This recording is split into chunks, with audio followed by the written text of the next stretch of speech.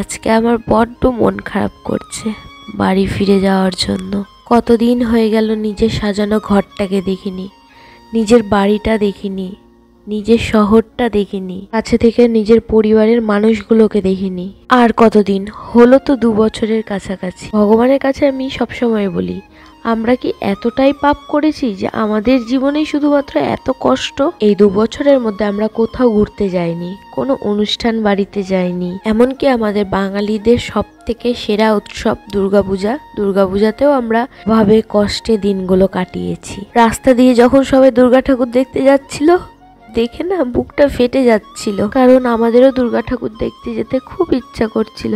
দুর্গাপূজাতে একটা জামা কাপড়ও কিনিনি। শুধু দুর্গাপূজা না, আজ 2 বছর হতে চললো একটা নতুন জামা কাপড় আমি কিনিনি। এই সোয়েটারটা পরে রয়েছি, এটা আমি ফুটপাত থেকে 150 টাকা দিয়ে কিনেছি। এটাই আমি সব জায়গাতে পরে যাই, রাস্তাতে বেরালে বা বাজার করতে গেলে, বাড়িতেও আমি এই সোয়েটারই পরে থাকি। অথচ আমার ঘরে ভালো ভালো সোয়েটার রয়েছে। আজকে আমাদের এই খারাপ দিনটা আসার পেছনে অবশ্যই কিছু মানুষের হাত রয়েছে, তবে আমি বলবো এক হাতে কোনো সময় তালি বাজে না। এই বন্ধু নামক মানুষটাই আমাদের জীবনটা একেবারে শেষ করে দিয়েছে। আমরা দুজন মিলে অনেক চেষ্টা করছি এই সমস্যা থেকে বেরানোর জন্য, কিন্তু আমরা কিছুতেই পারছি না। হ্যাঁ, আমরা আমাদের খারাপ সময় কিছু মানুষের কাছে সাহায্য চেয়েছিলাম, কিন্তু আমাদের কেউ সাহায্য করেনি। অবশ্যই আমি তাদের মনে রাখবো, কারণ সবারই দিন আসে। যারা আমাদের খারাপ সময় আমাদের পাশে এসে পাহাড়ের মতো দাঁড়িয়েছিল, তাদের কথাও তোমাদেরকে বলবো, তবে এখন না। আগে সব সমস্যার আমরা সমাধান করি, তারপরে তাদের কথা আমি বলবো। আজকের দিনে দাঁড়িয়ে আমাদের কিছু ভিডিও থ্রুতে আমরা খারাপ। দেখো, আমি আমার ইউটিউব ফ্যামিলির কথা একদমই গায়ে মাখি না, কারণ আমি যেই প্ল্যাটফর্মে কাজ করছি এই প্ল্যাটফর্মে আমাকে অনেক কথাই শুনতে হবে। তবে যারা আত্মীয় স্বজন বলছে তাদেরকে বলতে চাই, আমরা পরিস্থিতির শিকার, আমাদের টাকার খুব প্রয়োজন, আর তোমরা তো কেউ আমাদের টাকা দিয়ে সাহায্য করবে না। তাই এইসব ফালতু কথা আমাদেরকে বলতে এসো না, বা আশেপাশের মানুষদের বলতে যেও না যারা আমাকে এসে বলে দেয়। আর আমাদের ভিডিও যদি তোমাদের এতটাই খারাপ লাগে, তাহলে তোমরা আমার ভিডিও দেখো না। আর আমাদের ব্যাপারে বেশি নাক গলালে সম্পর্ক নষ্ট করার কথা আমি একবারের জন্যও ভাববো না, কারণ তোমরা কেউ আমাদের খেতে পড়তে দিচ্ছ না বা আমাদের সমস্যার সমাধান করে দিচ্ছ না। আমাদের কষ্ট একমাত্র আমরাই বুঝছি, আর তোমরা মাঝখানে মজা নিচ্ছ। সব সময় না মানুষকে বেশি কথা বলতে নেই, তাই আমিও এখন চুপচাপই রয়েছি। আসলে কি বলতো, আমরা সবাইকে ছেড়ে এখানে অনাথের মতো দুজন পড়ে রয়েছি, এতে মানুষের কোনো অসুবিধা নেই। তারা শুধু বসে আছে আমাদের ভুল ধরার জন্য। হ্যাঁ, আমি কারো কথা গায়ে মাখি না বা কারো কথা মাথায়ও রাখি না।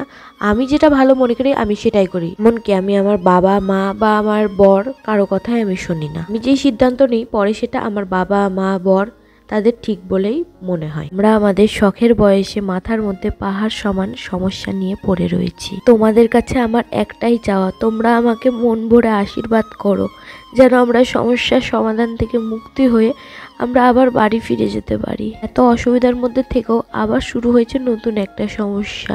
দিন দিন শরীরটা ফুলে যাচ্ছে, হাত পায়ে রস জমে যাচ্ছে।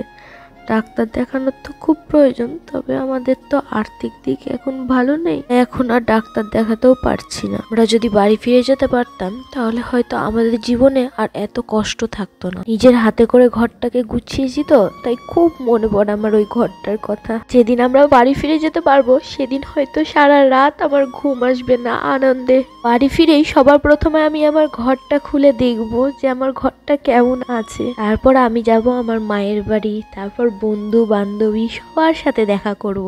এইসব কথা বলতে বা ভাবতে আমার কেমন যেন একটা আনন্দ হচ্ছে। যাই হোক, বেশি আনন্দ করেও তো লাভ নেই, কারণ এই মুহূর্তে তো আমরা বাড়ি ফিরে যেতে আর পারবো না। হয়ে গেল 2 বছরের কাছাকাছি, জানি না আমাদেরকে আর কয় বছর এই অচেনা শহরে পড়ে থাকতে হবে। সত্যি বলতে নিজের শহরটাকে খুব মিস করি। আমরা দুজন মিলে তো চেষ্টা করবই, আর তোমরাও আমাদের আশীর্বাদ করে যেন আমরা খুব তাড়াতাড়ি বাড়ি ফিরে যেতে পারি।